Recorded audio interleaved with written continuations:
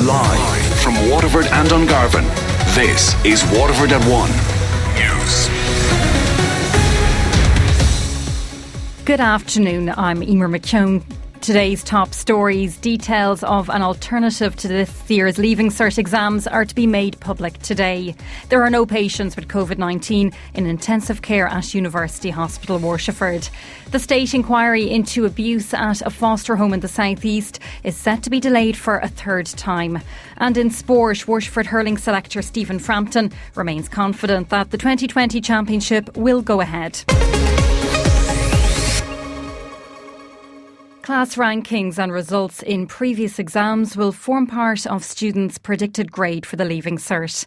The written exams, due to start at the end of July, are set to be cancelled because of the coronavirus pandemic. Cabinet is currently discussing the alternative plan, with class rankings and results from previous assessments expected to be part of it. Meanwhile, a Waterford Leaving Cert student hopes that the predictive grades will be as fair as possible.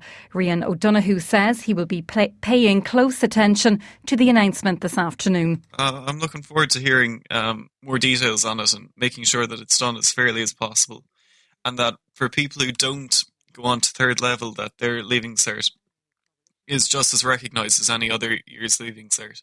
Because there's a real danger, of course, with the fact that it isn't really a full state exam, that this could be the Leaving Cert asterisk.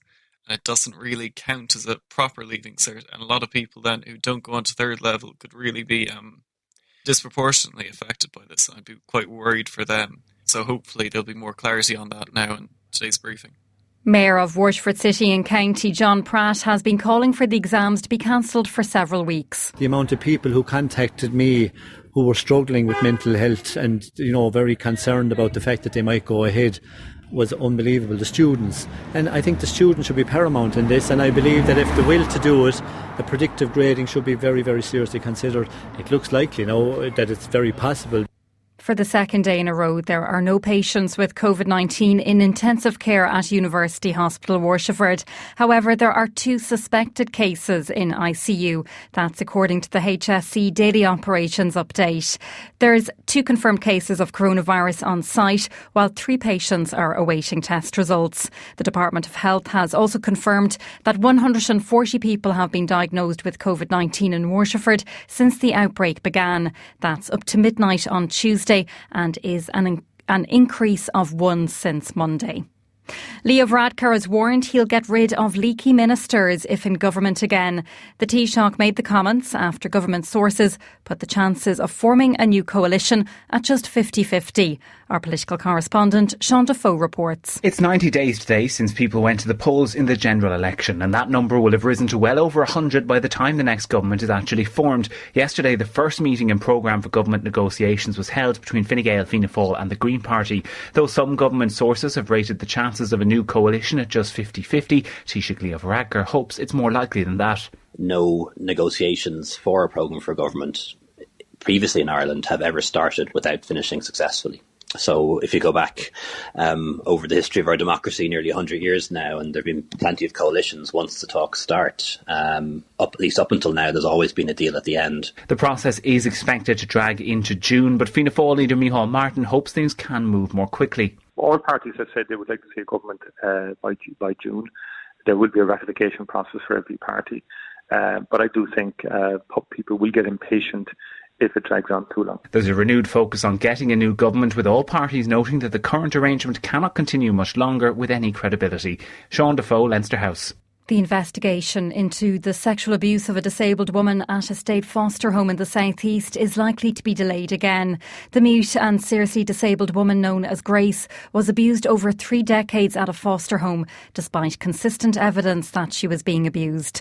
The Irish Examiner reports that Cabinet is expected to approve another extension to the Farrelly Commission, which was set up in May 2017.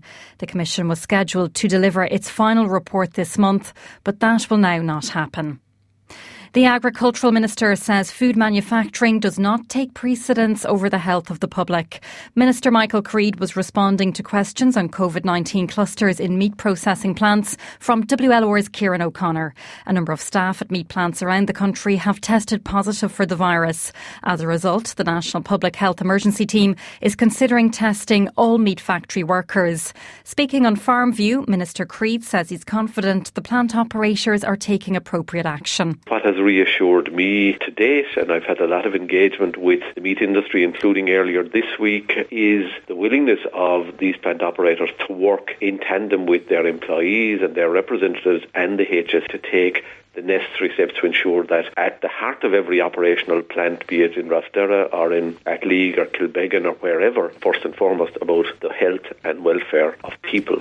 The Bishop of Waterford and Lismore says First Holy Communions and confirmations will go ahead.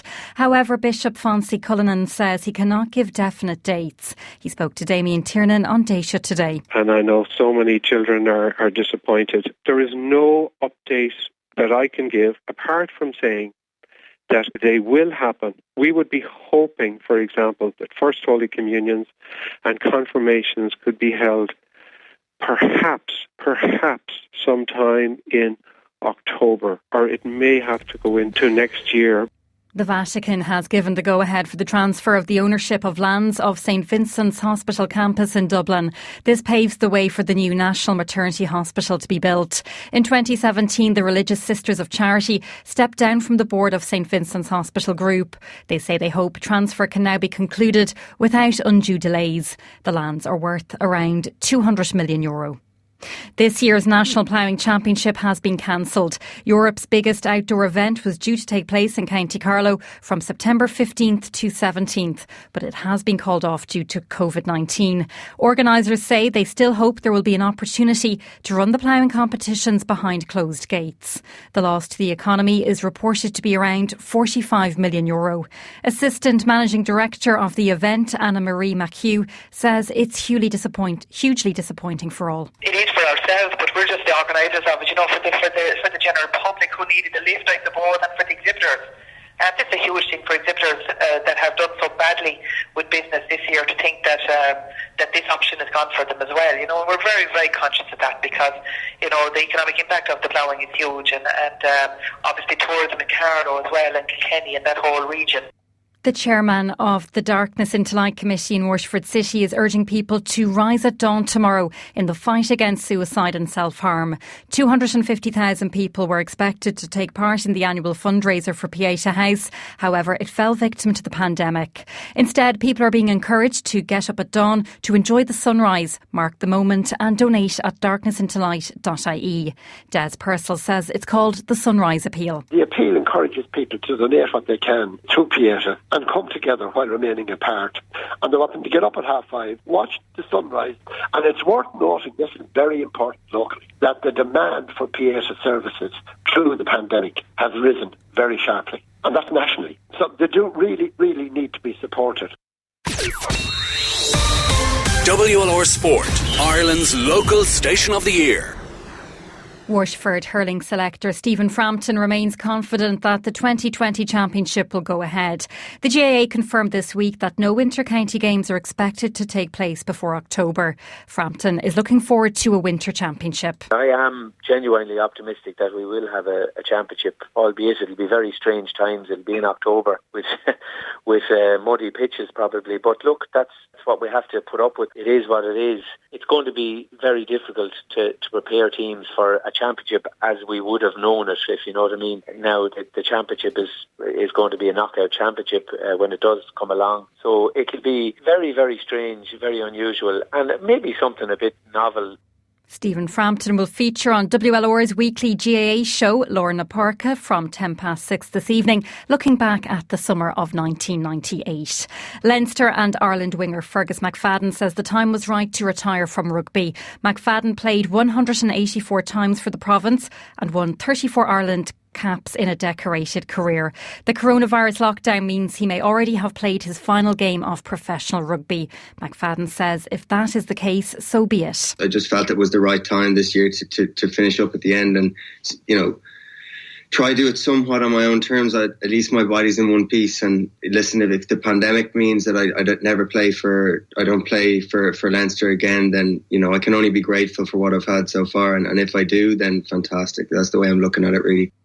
Finally, it's understood Irish racing will not be allowed to resume behind closed doors until June 29th. That is stage 3 of the government's roadmap to ease the lockdown. Horse Racing Ireland have put forward proposals for racing to restart before then. WLR asking you to stay at home. Our next bulletin is at 2.